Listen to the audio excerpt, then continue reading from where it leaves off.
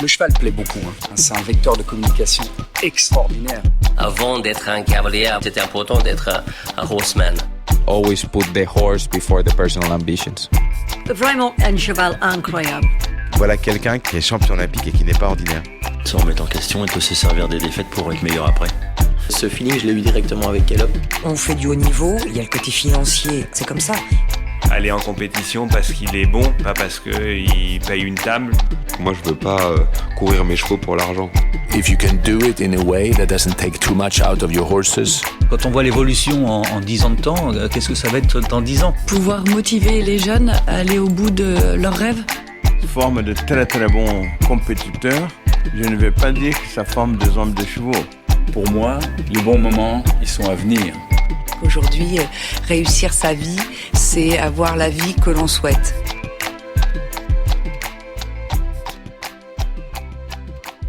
Retour une fois de plus sur nos épisodes enregistrés à Wellington. Cette semaine et pour la seconde fois dans I Am an Equestrian. Ce n'est pas un invité que nous avons reçu, mais deux. Le couple est détonnant duo Biddy et John Madden, ou John et Biddy Madden. Cela n'a pas trop d'importance tant l'un est indissociable de l'autre. Biddy est fondamentalement une bonne personne et les chevaux le ressentent, ça n'a rien à voir avec l'équitation. Voici quelques mots prononcés par John pendant notre échange et qui résument parfaitement la personnalité douce, bienveillante et passionnée de Biddy. Ces qualités, vous les entendrez, les ressentirez à votre tour en écoutant cet épisode. Vous y découvrirez aussi l'histoire de ce duo incontournable, les choix et heureux hasards qui leur ont permis de gravir les échelons de notre sport. Les rôles que chacun d'eux joue dans la carrière de l'autre, mais aussi comment on devient l'une des, si ce n'est la plus grande cavalière de son époque.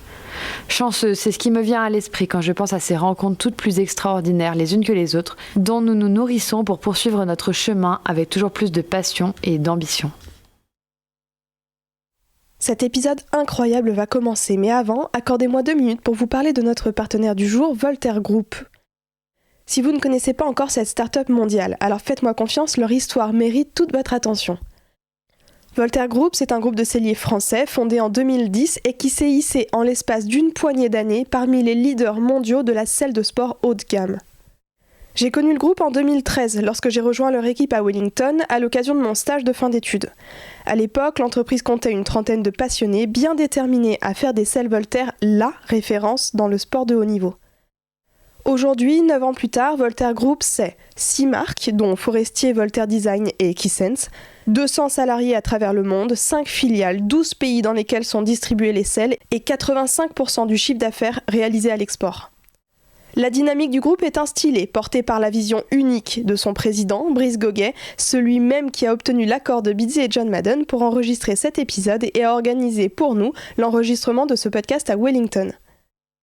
Voltaire Group, c'est une entreprise hybride, à la fois start-up moderne, innovante et agile, à la fois groupe solide et engagé, qui met sa responsabilité sociétale au cœur même de sa mission d'entreprise, avec toujours en ligne d'horizon un objectif bien ancré, libérer son potentiel pour exceller. Le groupe recrute actuellement des profils commerciaux pour des postes disponibles en France ou à l'étranger, et ça c'est peut-être l'opportunité de votre carrière, ainsi que des profils tech pour accompagner la croissance de leur nouvelle recrue Equisense. Si ces perspectives éveillent votre curiosité, foncez sur www.voltairegroup.com et découvrez leur univers et opportunités. Allez, c'est parti. Bienvenue dans I'm an Equestrian, le podcast. So, hello Biddy, hello John. Bonjour Biddy, bonjour John. Avant de commencer, j'aimerais prendre un petit moment pour vous remercier d'être ici, d'avoir accepté notre invitation. Je sais que vous préférez être près des chevaux que devant un micro, donc merci beaucoup. Vous vous êtes rencontrés, vous vous êtes installés dans une écurie commune en 1998, c'est bien cela ? Première écurie ensemble ? Non, nous avons emménagé ensemble en 1988. Yeah, that's it. Okay. Nous nous sommes mariés en 1998. C'est vrai, vous vous êtes mariés. À cette époque, Biddy, vous faisiez déjà vos débuts au niveau Grand Prix et vous êtes désormais l'un des pilotes américains et mondiaux les plus titrés de ces dernières décennies. Vous avez représenté les États-Unis dans de nombreuses compétitions et championnats. Vous avez été la première cavalière à franchir la barre du $1 million de gains en saut d'obstacles. Je ne vais pas énumérer tous les titres et victoires que vous avez remportés dans votre carrière, mais je voudrais prendre 1 minute pour mentionner vos succès les plus importants. 1996, 1987, vous participez à votre toute première finale Coupe du Monde à Paris. 1997, vous remportez le championnat des États-Unis et recevez le titre de cavalier de l'année. Aux Jeux Olympiques de 2004, à Athènes, vous avez remporté la médaille d'or par équipe. 4 ans plus tard, vous rentrez de Pékin en 2008 avec la médaille d'or par équipe et la médaille de bronze en individuel. 4 années plus tard, aux Jeux équestres mondiaux de Caen en 2014, vous avez décroché 2 médailles, le bronze en équipe et en individuel, en selle sur Cortés.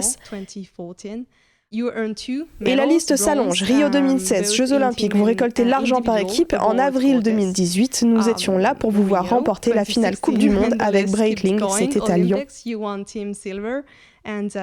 John, vous assurez la gestion de l'entreprise et des écuries, vous êtes soutien principal de Biddy depuis le début de sa carrière sportive. Et si nous devions décrire toute cette aventure, nous pourrions dire qu'elle est à couper le souffle. Donc ma première question sera celle-ci. Comment tout cela a-t-il commencé ?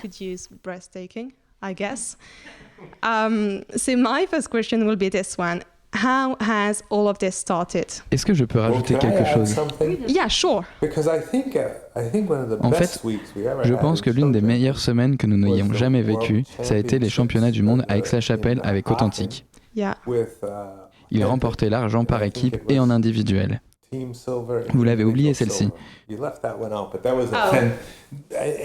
voulais seulement la mentionner parce que c'était juste une magnifique semaine où tout s'est déroulé comme prévu, sauf la dernière manche en individuel au barrage.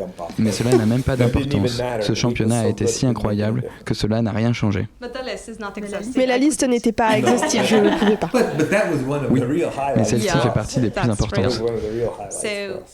Et alors, quel a été le commencement de cet incroyable parcours ? Le point de départ, c'est d'avoir grandi avec des chevaux. Quand je suis née, mes parents avaient des chevaux et j'ai grandi en allant tous les jours à l'écurie avec eux.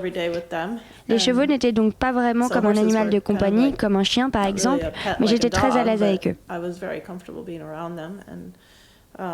Et mes parents m'ont offert un très bon départ, dès le début de ma carrière sportive. J'ai dû, en quelque sorte, tracer ma propre trajectoire pour faire ce que je voulais faire. J'ai pris soin de mes propres chevaux et on faisait ça en famille. Mon frère montait aussi, mes 2 parents, et on allait au concours tous ensemble.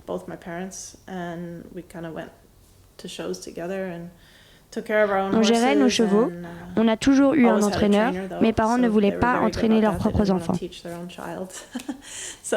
Donc j'ai eu beaucoup de coachs sur ce chemin et des opportunités. Je suis allée à l'université pendant 2 ans et ensuite Cathy Prudent m'a proposé un emploi étudiant. J'ai fait le choix de le faire plutôt que de poursuivre avec 2 années supplémentaires à l'université. J'étais admise à l'université de Charlottesville, en Virginie, mais j'ai décidé de ne pas y aller. Ça a été une sorte de point de bascule dans ma carrière. C'est à ce moment-là que j'ai décidé que j'allais en faire mon métier. John, êtes-vous né également dans une famille de cavaliers ?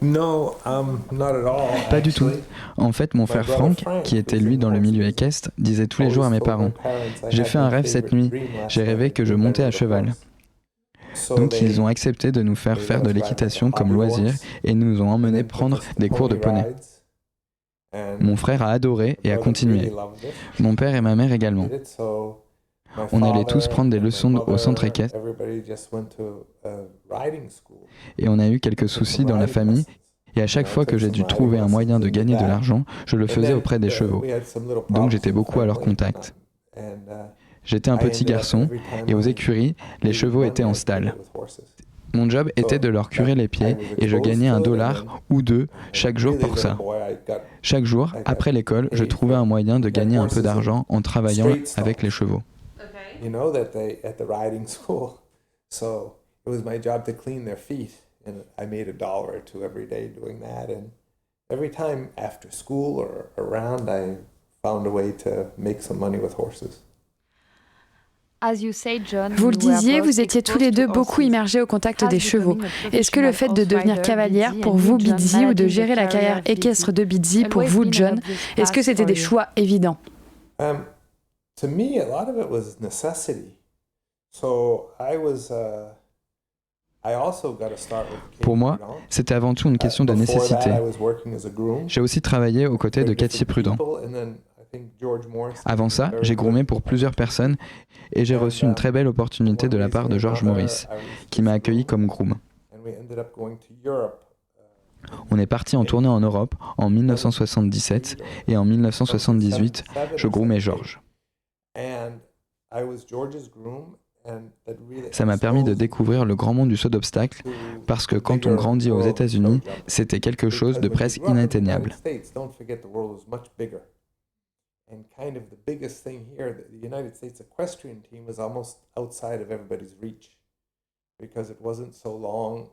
C'est seulement dans les années 50, voire au début des années 60, que l'équitation est devenue civile et plus seulement militaire. Donc pour beaucoup d'entre nous, le saut d'obstacles international, c'était un concept que l'on ne pouvait pas imaginer. À cette période, la majorité du business aux États-Unis, c'était les disciplines du hunter et de l'equitation. Seuls quelques fous faisaient du saut d'obstacles. Après, bien sûr, est apparue une équipe nationale pour les sports équestres. Donc côté timing, j'ai été très chanceux. Et j'ai pu découvrir le grand monde du saut d'obstacles grâce à cela. La première fois que j'ai quitté le pays, j'ai atterri à Paris-Charles de Gaulle, j'avais 17 ans. J'avais dû louer 2 voitures pour organiser le voyage depuis les écuries de George Morris jusqu'à là-bas. C'était quelques jours de folie. J'étais un gamin qui n'avait jamais quitté le territoire américain et d'un coup, me voilà à Paris. C'était super intéressant.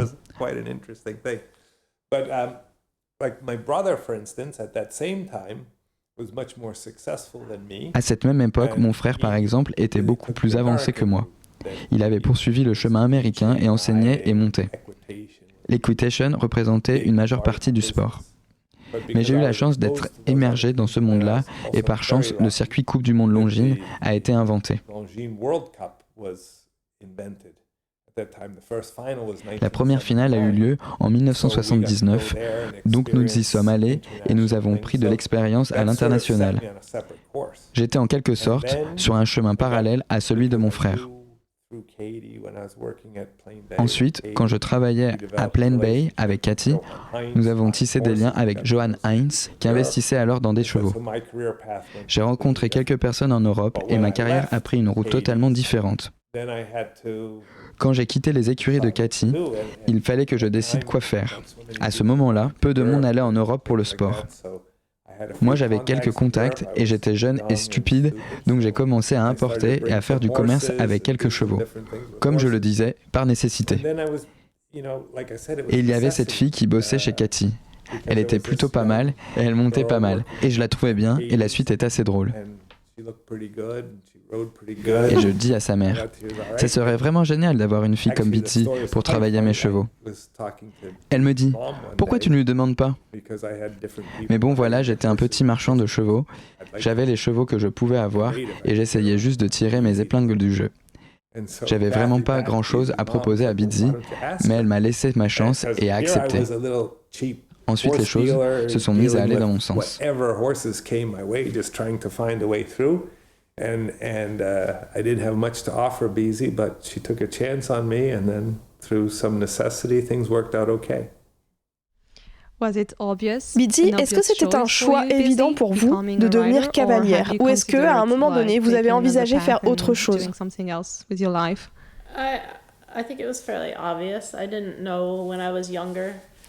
Je crois que c'était plutôt évident. Mais quand j'étais jeune, je ne savais pas si je serais assez bonne. J'ai grandi dans le Wisconsin, je n'avais quasiment pas quitté le Midwest et j'avais 17 ou 18 ans, donc je ne savais pas du tout. Et ensuite, j'ai commencé à travailler pour Katie. Elle m'a vraiment encouragée et m'a donné confiance en mon projet. Elle m'a aussi ouvert les yeux sur le sport international, sur ce que c'était de monter en équipe, etc. Parce qu'elle était dans l'équipe à cette époque et elle était très performante.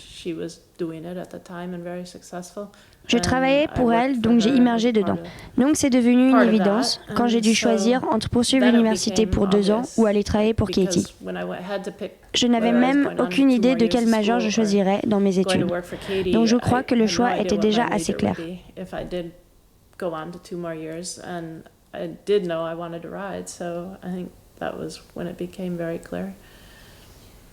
Vous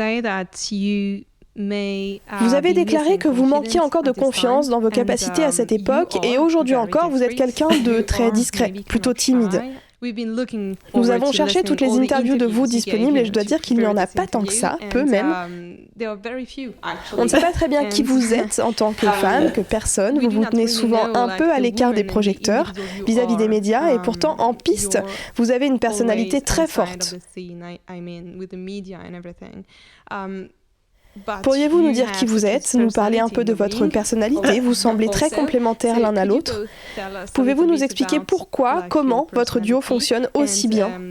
As you seem very complementary to each other, the reason why your duo operates so well. I think you're right. I am a little shy. I'm not that outspoken. Je pense que vous avez raison. Je suis plutôt timide.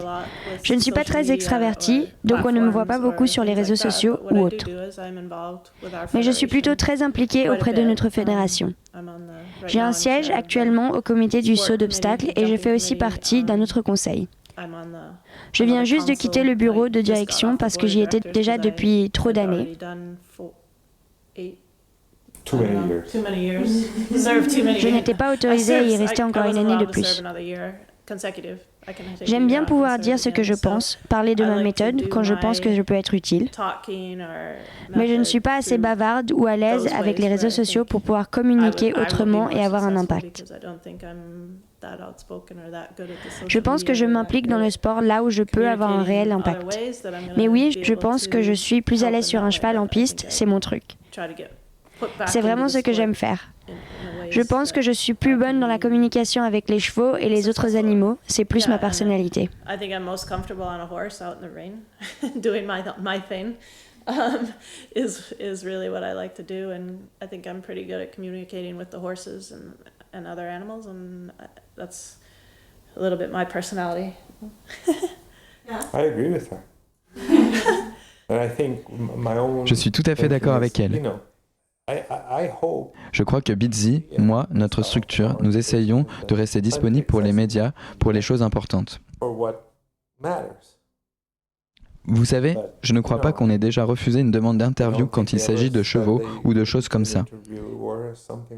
J'espère qu'on a été généreux.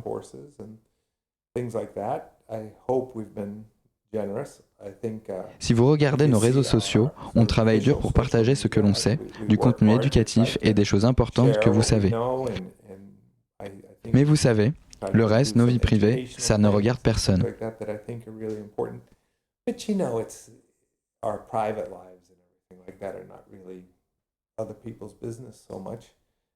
Ce que je pense, c'est qu'elle a eu beaucoup de succès, et la différence repose sur le fait que, on dit souvent que la chose la plus importante pour les cavaliers, c'est d'avoir de l'empathie.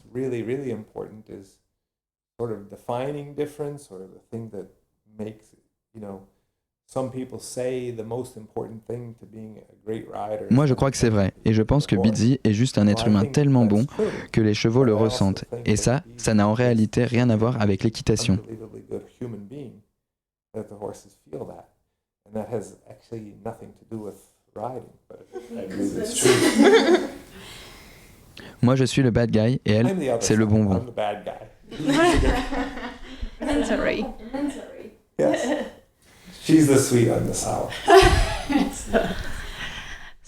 Pourriez-vous décrire la façon dont vous travaillez tous les deux? Quels sont vos rôles respectifs dans le business et dans la vie? I mean, I think our roles are evolving a little bit right at the moment. Je crois que nos rôles sont en train d'évoluer un peu en ce moment, mais initialement, j'étais cavalière et je faisais un peu de coaching, et John gère à peu près tout le reste. Je veux dire, il gère la partie financière, il cherche des chevaux et pour ça je l'aide aussi. En fait, on fait ça ensemble. Il fait beaucoup de coaching, notamment en concours. Je coach aussi un peu en concours, plus qu'à la maison. Il gère le staff, les relations avec nos propriétaires et sponsors. Et on a une équipe aussi qui nous aide dans tout ça.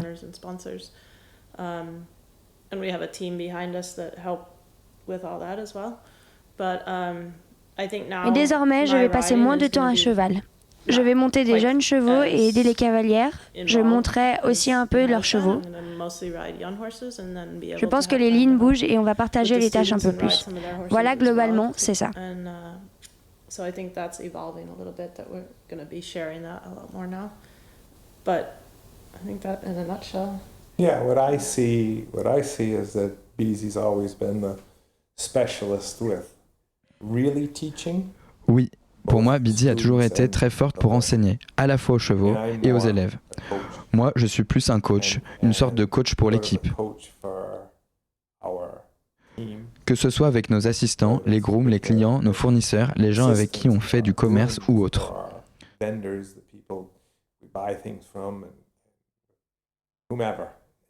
Donc mon rôle est celui d'un coach. Je fais de l'analyse du risque, de la gestion et de la gestion de crise.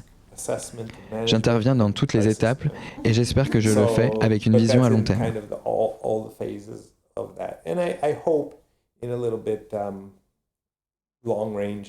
L'une des choses que je pense, en parlant de vision, c'est que l'on peut aider l'équipe des États-Unis en faisant ce que nous faisons, c'est-à-dire avec Bidzi qui forme des chevaux pour les amener au niveau championnat.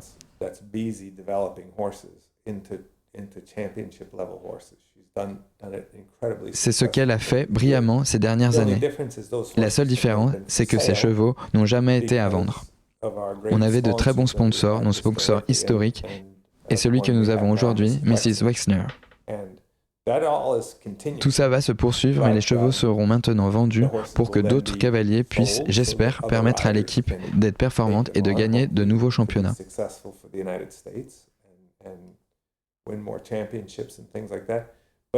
Concrètement, Bidzi sera le chef d'orchestre. Elle managera tout ce processus.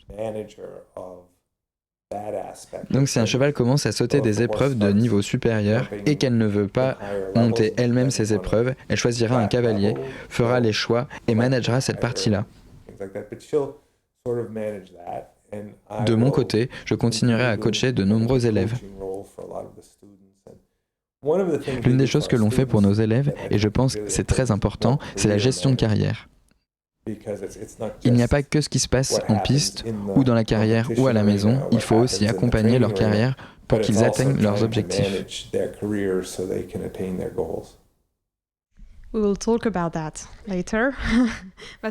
On va en reparler, mais avant ça, j'aimerais parler de Katie. Katie Prudent, qui est une cavalière entraîneuse américaine très connue ici aux États-Unis.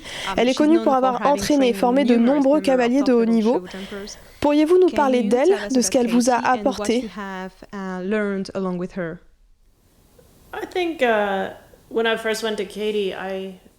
Je crois qu'au moment où j'ai rencontré Katie, j'avais déjà eu pas mal de succès. Je venais de commencer les épreuves de jumping, j'avais 17 ans, et elle m'a vraiment ouvert les yeux, particulièrement sur comment aller plus vite. J'avais déjà eu de bonnes bases d'equitation, mon cheval de hunter était devenu mon cheval de jumping, et les choses s'étaient installées comme ça. Mais elle a eu une expérience incroyable auprès de George Morris, et elle a eu une façon incroyable d'enseigner. Je crois que j'ai évidemment appris beaucoup de choses à cheval, mais aussi dans l'enseignement et le travail des chevaux. Des choses que je ne connaissais pas auparavant. Avant ça, j'étais une junior et j'apprenais à mieux monter. Je pense que tous les cavaliers, quand ils passent de junior à une étape plus avancée, il faut toujours continuer de s'améliorer, parce qu'on peut toujours faire mieux, mais il faut aussi mieux former les chevaux. Il faut faire cette transition, et Katie m'a vraiment aidé à faire la transition entre être concentrée sur mon équitation et sur ce que je peux faire de mieux, vers apporter au cheval ce dont il a besoin pour que je puisse finalement faire progresser le cheval moi-même.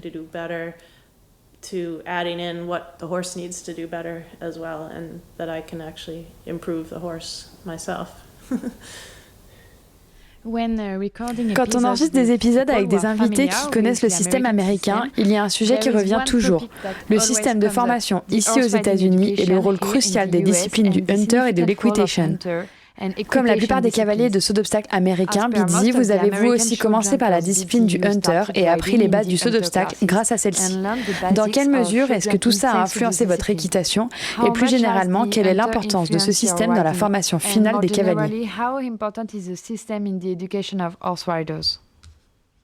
I think our system is a very good one. I think it could be improved some, but je crois que notre système est vraiment bon. Je pense qu'il pourrait être perfectionné, mais pour moi, c'est l'un des meilleurs pour former des cavaliers qui n'ont peut-être pas du tout le talent au départ et les amener à être performants. Les cavaliers qui ont du talent sont bons dans n'importe quel système, vraiment. Mais je crois qu'en commençant par le hunter, on apprend le style, on apprend la technique, la fluidité, l'importance de la précision et toutes ces choses. Quand on commence par l'equitation, on se concentre sur la précision, être capable de monter une ligne, la même qu'on retrouvera sur un parcours de jumping ou une compétition internationale, et le faire bien. Notre système permet d'apprendre à monter bien, mais on est déjà en train d'évoluer vers une ère où les enfants disent non, j'ai pas envie de faire du hunter, je veux commencer directement par le jumping. Certainement parce que pour eux, c'est un raccourci vers le succès. Ils peuvent avoir un bon cheval et tourner en rond comme un petit singe et gagner des épreuves.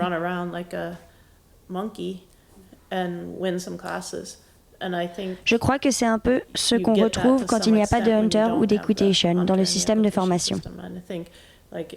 Et je crois qu'en Europe, on accorde de plus en plus d'importance au style et à tout ça. Donc je ne suis pas en train de les critiquer. On a de plus en plus de gens qui montent sans se préoccuper du style, sans être capables d'influencer le cheval à avoir la bonne attitude, mais alors ils ne l'apprendront jamais. D'un autre côté, on a aussi besoin de plus de petits guerriers qui entrent en piste et font le job. Donc les deux systèmes ont leur avantage et si on avait à combiner les deux, ça serait vraiment bon.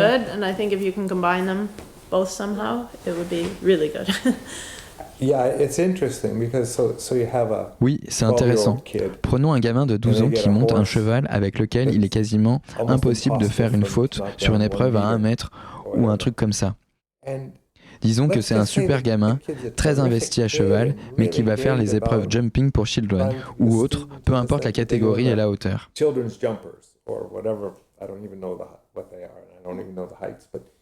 Il rentre en piste, il fait 5 ou 6 erreurs, des fautes importantes, et l'entraîneur lui dit « Tu aurais pu ou tu aurais dû faire ça mieux ».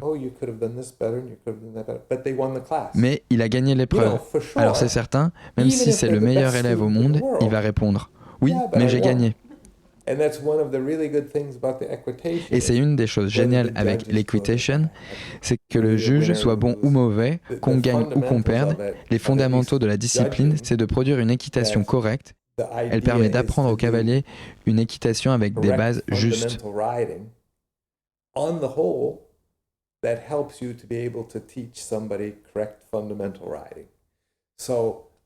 Mais le problème, c'est que c'est devenu une fin en soi avec des gamins dont le seul but, c'est d'atteindre la finale d'equitation.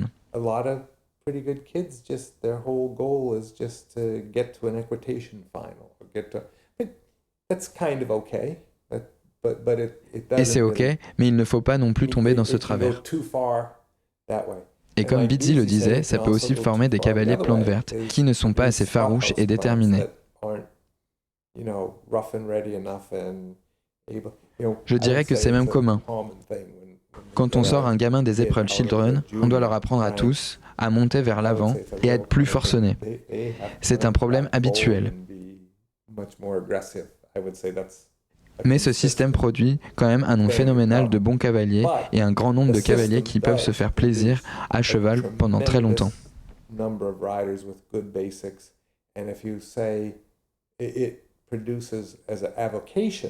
Many people that can enjoy riding for really a long time. I don't think it really produces more great riders than any other system. Dans une interview qui est accessible sur le site de la FEI, Bizzy, vous avez déclaré « D'une manière générale, tout repose sur 3 fondamentaux. Une position basique, un travail de plat basique et la confiance accordée au cheval.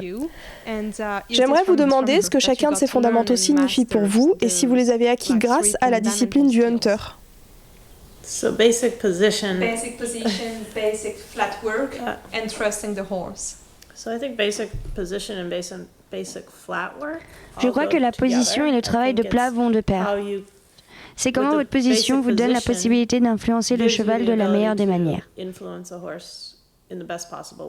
Spécifiquement, en tant que femme, je n'ai pas la même force que les hommes. Mais si j'ai une position correcte et que j'apprends les fondamentaux, je peux monter avec autant de puissance qu'un homme grâce à mon équilibre et ma façon d'influencer le cheval. Pour le travail de plat, c'est la même chose. Tout est question de contrôle et de communication avec le cheval. Il faut de la discipline et tout n'est pas blanc ou noir. Avancer et s'arrêter, ça ce sont des choses assez évidentes, mais ensuite c'est une conversation que l'on a avec le cheval une fois en piste. Et je crois que tout est question de la réponse du cheval, comment il freine quand vous agissez sur les rênes et quand vous ne voulez pas qu'il s'éteigne. Le travail de plat permet de générer cette capacité à entretenir une conversation avec le cheval en piste sans heurts. Ça me fait un peu penser au mot de Julie Ulrich. Est-ce que vous la connaissez? Words, do you know her? So dans une interview en français, elle avait déclaré que concrètement, ce que nous devons faire, c'est de comprendre ce que le cheval pense, foulée après foulée. Est-ce que c'est ça? Is that it? Yeah, try to think what the horse, you have to put yourself in the horse's head. Oui, il faut essayer de comprendre ce que le cheval pense. Il faut rentrer dans la tête du cheval. Il a une vision totalement différente de ce que l'on imagine. Vous ne connaissez pas le parcours, vous ne savez rien et quelqu'un vous indique un obstacle. Et sur une piste, indoor, il y a souvent 5 ou 6 obstacles à la fois. Le cheval doit savoir quel obstacle il doit sauter. Donc il faut savoir ce à quoi le cheval peut penser et comprendre qu'il n'a pas fait la reconnaissance comme vous.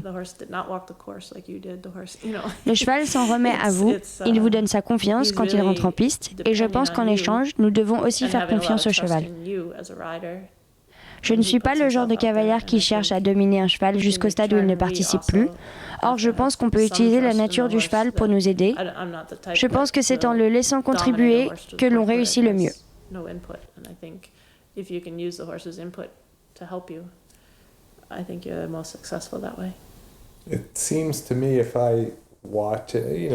Il me semble, et c'est sur quoi on travaille beaucoup, la confiance est cruciale. La corrélation entre la position basique et le travail de plat basique est simple. Si vous avez déjà vu des pilotes automobiles, le pilote conduit et à côté de lui, il y a le copilote. Le copilote n'est pas juste un passager. Par son vocabulaire et sa communication, il fournit seulement les informations les plus importantes. Et c'est ce que le cavalier doit faire grâce à sa position et sa confiance dans le cheval. Le passager arrière, c'est quelqu'un qui vous dit tout ce que vous devez faire. Quand vous conduisez, vous perdez complètement votre concentration. Or, le saut d'obstacle, c'est principalement un sport de concentration pour les chevaux.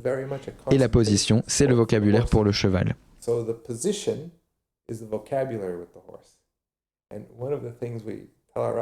Ce qu'on dit souvent à nos élèves, c'est essayer de ne pas être cavalier avec le syndrome de la tourette. Vous voyez, si votre position n'est pas la bonne, c'est la même chose qu'une personne atteinte de la tourette en train de faire une interview radio. Le cheval vous écoute avec tous ses sens. Le cavalier utilise son équilibre, ses aides. Donc si la position n'est pas bonne, c'est comme si vous étiez en train de faire de la poésie avec du mauvais vocabulaire, ou comme moi, en train de faire cette interview en français. On va aborder un autre sujet. Bitsy, en 2004, vous étiez alors la première cavalière à atteindre le top 3 sur la ranking mondiale. Avez-vous, à un moment dans votre carrière, eu le sentiment qu'être une femme était un obstacle dans votre évolution?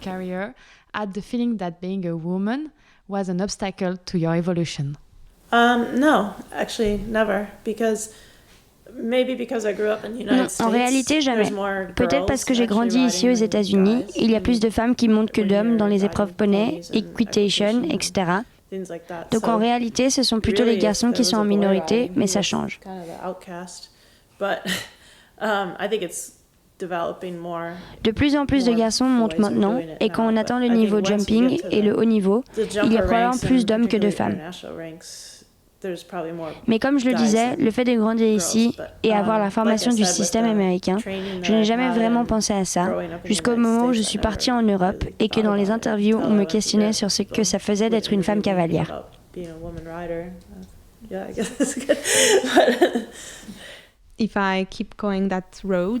Si je continue sur cette lancée, il y a un autre sujet que l'on aborde fréquemment avec nos invités, c'est celui de l'équilibre entre sport et vie personnelle, qui, on le sait, est souvent très délicat.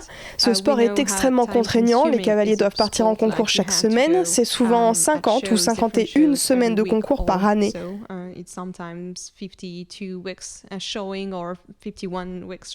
Avez-vous réussi à trouver cet équilibre et est-ce que c'est une question à laquelle vous vous êtes confrontés dans votre mariage?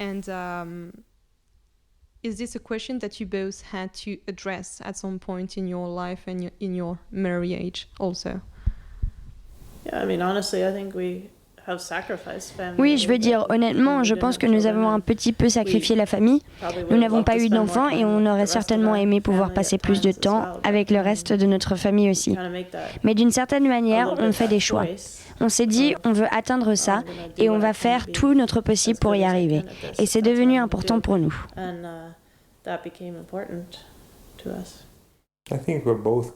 Je pense qu'on est tous les deux des personnes déterminées. Quelqu'un avait posé cette question à Bidzi. Ça doit être difficile d'être marié et de travailler ensemble depuis aussi longtemps. Bidzi avait eu cette réponse géniale. Si on ne travaillait pas ensemble, on ne se verrait jamais. Je ne serai jamais là. On a eu cette chance de pouvoir partager des objectifs communs.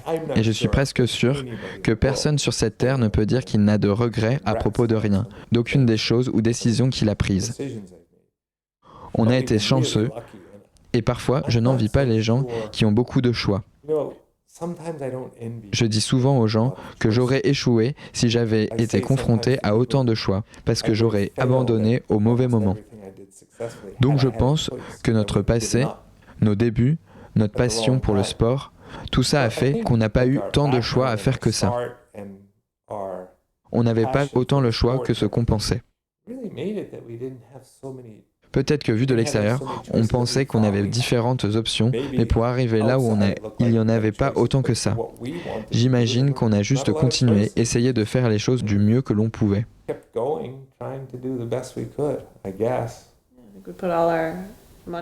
On y mettait tout notre argent, on gagnait un peu d'argent et on repartait au prochain concours. Il n'y avait pas beaucoup de questions à se poser. Toujours pas d'ailleurs. Aujourd'hui, les choses ne sont pas trop mauvaises. Mais on est toujours aussi excité par ce qui va arriver. On se dit jamais « Bon, on fait quoi maintenant ?» Je pense que la plupart du temps, on suit juste notre passion. J'aimerais parler de sport avec vous.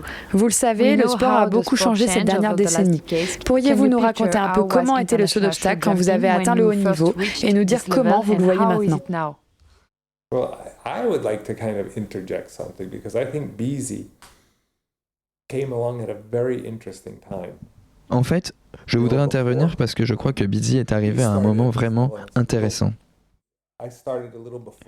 Quand on a commencé à ce niveau-là, moi, j'y ai accédé un tout petit peu avant Bidzi, quand je travaillais pour Cathy ou pour George Morris, en tant que groom.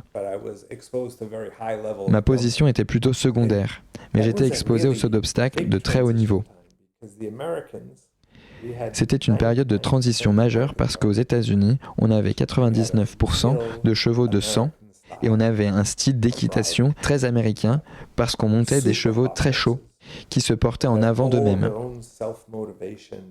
En parallèle, il y avait aussi le style européen, même si tous les pays ne sont pas tout à fait identiques.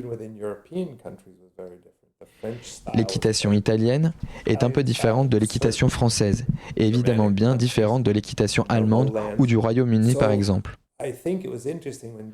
Donc je pense que quand Bidzi est arrivé, c'est principalement grâce à notre ami Johan Ernst, qui était un protégé de Paul Schockemöhle et avait été formé par l'influence des chevaux européens et de l'équitation américaine. Donc Bidzi était vraiment pionnière dans le saut d'obstacle mondial. Je pense réellement qu'elle était la première à expérimenter ce style.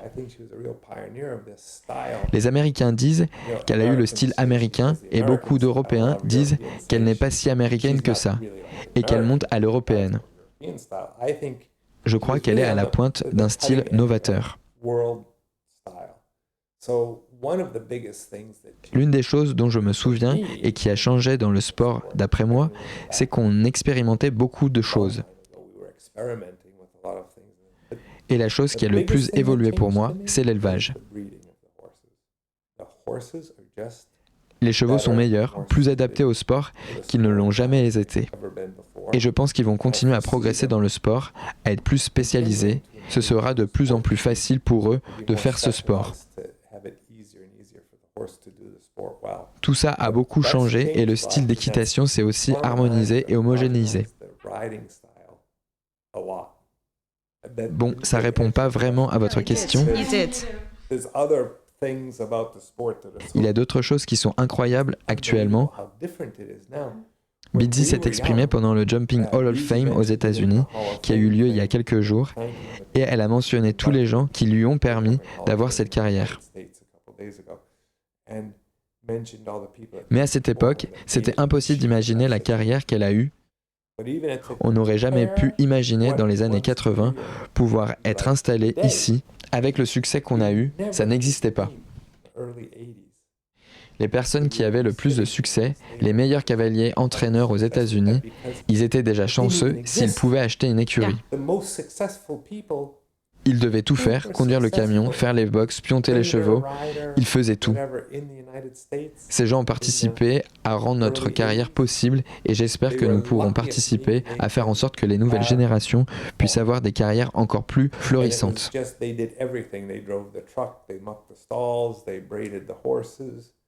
They did everything. So those people set it up that our careers could be much better, and I hope we can set it up that other people in future generations will have better careers.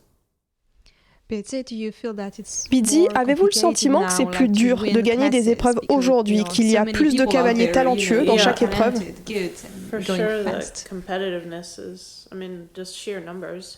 Oui, c'est certain, cette compétitivité, on la retrouve dans les chiffres. Il y a 2 fois plus de monde en compétition maintenant. Avant, il y avait 3 ou 4 fois moins de participants.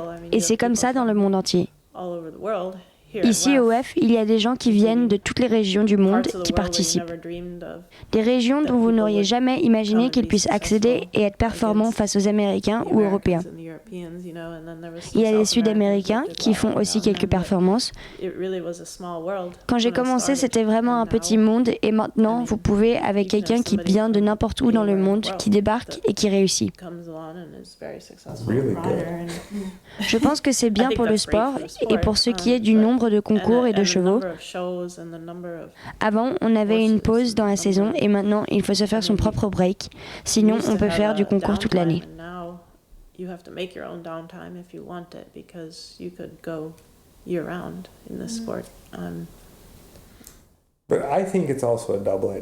pense que c'est à double tranchant. Le sport est devenu plus sophistiqué, beaucoup plus spécialisé, plus unidimensionnel. Quand on regarde une piste de compétition aujourd'hui, elle pourrait être n'importe où dans le monde. Ça a des avantages et des désagréments. Il y a du bon et du mauvais partout. Il faut évoluer. De plus en plus de monde a accès au saut d'obstacles, que ce soit un chef d'écurie, un cavalier, que ce soit pour former des jeunes chevaux. Ce nombre d'opportunités est énorme. Avant, il y a longtemps, il y avait peu de monde dans le milieu et le sport n'avait pas besoin de beaucoup de monde. Il était petit. Donc si vous n'excelliez pas vraiment, vous n'aviez aucune chance de gagner votre vie. Il fallait aller vendre des chaussures ou quelque chose. Donc ça va dans les deux sens. Je crois qu'il y a eu du positif et du négatif aux deux. Mais le truc, c'est que c'est comme ça et que ça va continuer à évoluer. Il y a beaucoup de choses nouvelles, comme le nombre de partants, le nombre de concours, tout a augmenté considérablement. L'un des trucs malheureusement, c'est que le nombre de chevaux qui naissent n'augmente pas aussi vite que le marché. Donc il faut être prudent et essayer de manager les affaires correctement pour que cela reste un sport sain.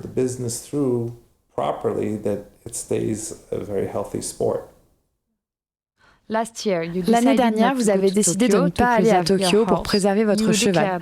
Vous avez déclaré « Nous croyons tous beaucoup dans le futur de Garand. Pour nous, c'est un cheval de championnat, mais aujourd'hui, ce n'est pas le bon moment pour lui. Nous détestons laisser tomber notre pays et nos coéquipiers, mais la seule chose plus importante que l'équipe, c'est le cheval. Nous sommes d'accord pour dire que le respect du cheval et de son intégrité doit toujours guider nos décisions en tant que compétiteurs. Mais est-ce toujours possible ?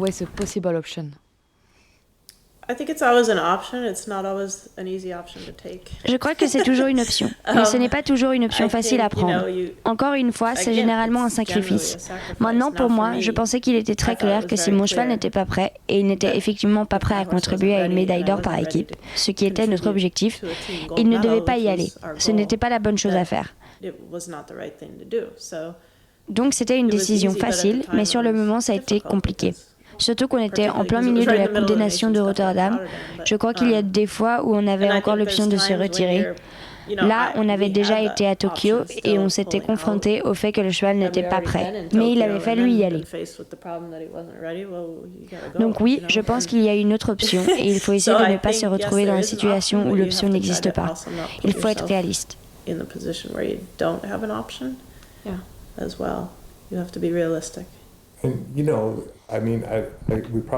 ne devrions probablement pas rentrer dans le sujet du format olympique, mais quand on a seulement 3 cavaliers sans drop score, avec 3 scores qui comptent, alors que l'objectif de Bizzy et mon objectif serait d'y aller pour contribuer au résultat de l'équipe, quoi qu'il arrive. De l'autre côté, quand on a les 4 cavaliers avec un drop score, peut-être qu'on contribuera une fois, et la seconde fois, on sera le drop score. Mais quand vous avez 3 scores et 3 qui comptent obligatoirement, c'est presque plus facile de placer le bien-être du cheval en priorité parce que vous n'avez pas à prendre le risque d'éliminer l'équipe avec un gros score. Mais on s'éloigne sûrement un peu là.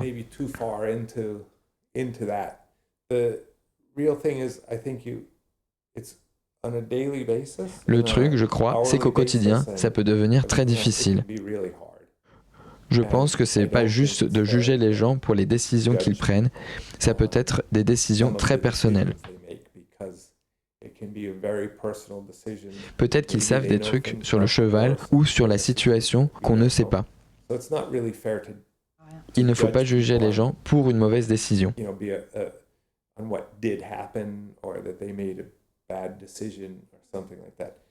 Moi, je crois que le principe à suivre, et ça a très bien marché pour nous, c'est de dire OK, en premier le cheval, en second l'équipe, et ensuite tout le reste.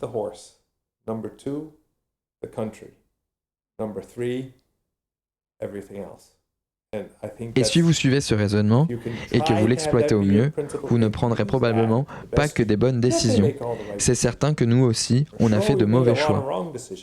Mais si vous gardez ce principe comme ligne directrice, je pense que ça vous aidera à traverser pas mal de choses. Cette année, on était dans une situation assez simple. Bizzy ne voulait pas y aller, ça n'allait pas très bien et elle n'avait rien à prouver. Pas vrai ? La seule raison d'y aller, c'est si vous pensez que vous pouvez gagner. Je crois que le plus dur, c'est cette frontière entre ce qui est néfaste pour le cheval et ce qui est bon pour lui. À certains moments, les chevaux ont besoin d'être poussés. Peut-être qu'ils ont juste des courbatures, comme quand on va à la salle ou autre, on travaille dessus. Parfois, il ne faut pas arrêter.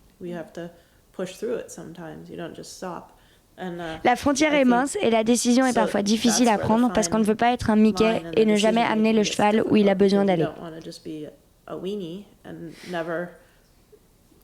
Donc je pense que c'est là qu'il faut être un homme de cheval et qu'il faut prendre des décisions complexes. Je crois que mon choix de l'année dernière n'était pas aussi difficile que ça.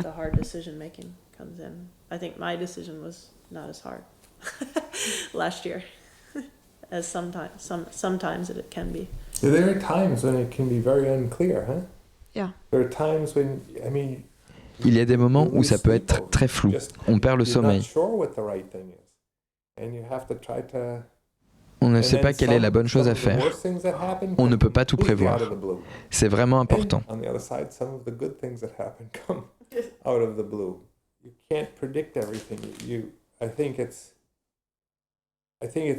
Une autre façon d'expliquer, ce serait ça.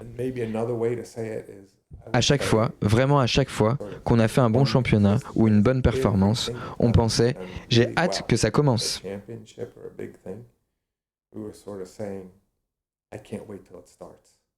Et à chaque fois qu'on avait à l'esprit, comme le disait Betsy, que si on avait un jour ou deux de plus, une semaine ou deux, alors là, il faut se demander, est-ce qu'on en demande trop ? Est-ce qu'on demande quelque chose qu'on ne devrait pas demander ? Mais je crois qu'il ne faut vraiment pas juger les autres dans ces situations. Parce que certaines des pires choses que l'on ait traversées étaient complètement imprévisibles. On ne connaît pas toute l'histoire, ce n'est jamais noir ou blanc.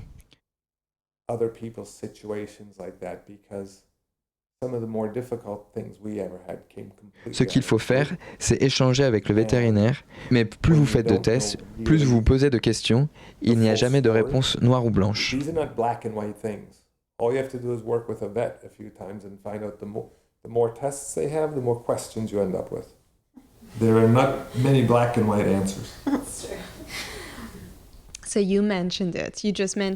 Donc, vous l'avez mentionné à l'instant, vous aimez représenter votre pays.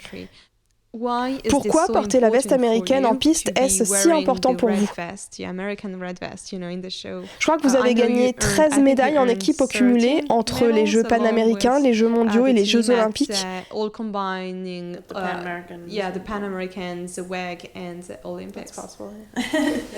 Est-ce que vous avez toujours donné la priorité à l'équipe ? Je dirais que oui, parce que je crois que le patriotisme est important. Je pense qu'à l'époque où j'ai grandi, tout le monde voulait faire partie de l'équipe. Vous n'aviez pas tous ces autres événements individuels dotés d'1 million de dollars ou ces choses-là. Donc faire partie de l'équipe, c'était la chose la plus cool. C'était ce que tout le monde voulait et c'est aussi ce qui a motivé les propriétaires à acheter des chevaux pour les cavaliers. Et je pense que nous avons toujours eu la chance d'avoir des propriétaires qui étaient motivés pour défendre les couleurs du pays. Nous avons pu garder ça comme objectif. Je pense que c'est ce qui nous a permis d'apprécier ce que nous faisons. Et représenter votre pays et aller aux Jeux olympiques ou aux Jeux panaméricains ou ailleurs et faire partie de l'équipe des USA, ça donne aussi un sens à ce que vous faites.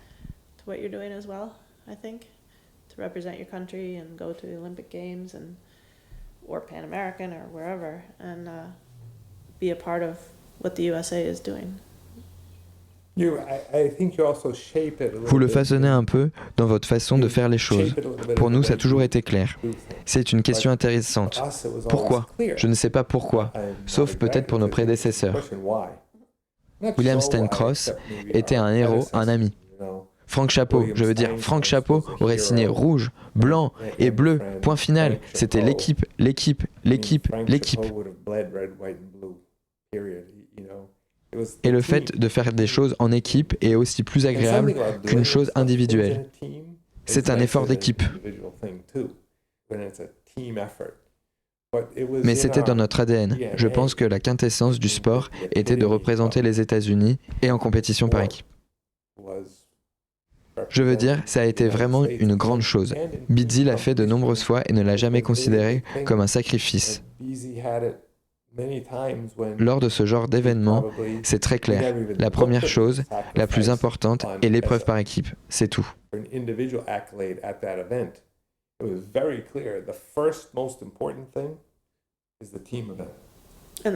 C'est comme ça que vous arrivez à Aix-la-Chapelle ou encore à Rome. C'est comme ça que vous arrivez sur les plus beaux concours en étant une bonne équipe. Dernière question. Quelle est votre définition du succès et avez-vous le sentiment d'avoir réussi votre vie ?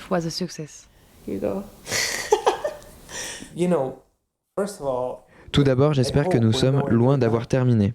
Nous avons encore beaucoup à faire et ensuite nous déterminerons si nous avons réussi ou non. Et vous n'avez pas le sentiment d'avoir déjà réussi ? Je pense que nous avons eu de grands succès, que nous nous sommes fixés des objectifs dont beaucoup ont été atteints. Ok, est-ce que nous avons guéri le cancer ou quelque chose comme ça ? Non, c'est sûr.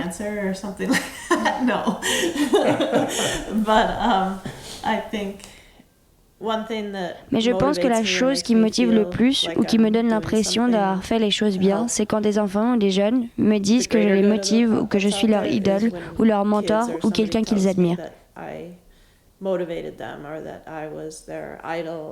Cela me fait du bien de penser que j'ai fait des choses plus importantes que juste faire sauter des chevaux par-dessus des obstacles. That makes me feel good that there's something more than jumping horses over fences out there for what I do. For me, to add to it a little bit, one thing I do. Je vais rajouter quelque chose. Une chose qui me fait penser que Betsy a particulièrement bien réussi d'après moi, c'est que si tu regardes de manière générale, le plus important, ce n'est pas ce que font les gens, mais comment ils le font. Certes, comme Betsy l'a dit, nous n'avons pas guéri le cancer, mais vous savez, la personne qui ouvre sa porte à quelqu'un illumine peut-être la journée de quelqu'un. The person that works, opening the door for somebody, maybe brightens somebody's Donc day. comment il ou elle le fait est vraiment très important. Et je dirais qu'une chose dont je suis extrêmement fier, c'est la façon dont Betsy a géré sa carrière. Tout ce qu'elle a accompli est énorme et je ne veux pas en diminuer l'importance. Mais la chose la plus satisfaisante pour moi est la façon dont elle a accompli ces choses.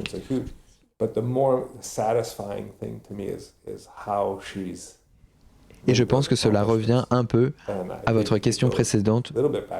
Tout le monde ne connaît pas très bien Betsy, ni moi, mais ce n'est pas grave. Le plus important, c'est comment on a accompli toutes ces choses. That's all right. That's all right. We would just, I think it would be very important that how we've done things is maybe the more important thing. Eh bien, aujourd'hui, vous nous avez ouvert les portes de votre écurie et vous avez définitivement illuminé notre journée. Donc, pour ça, nous vous remercions. You're welcome. Thank you.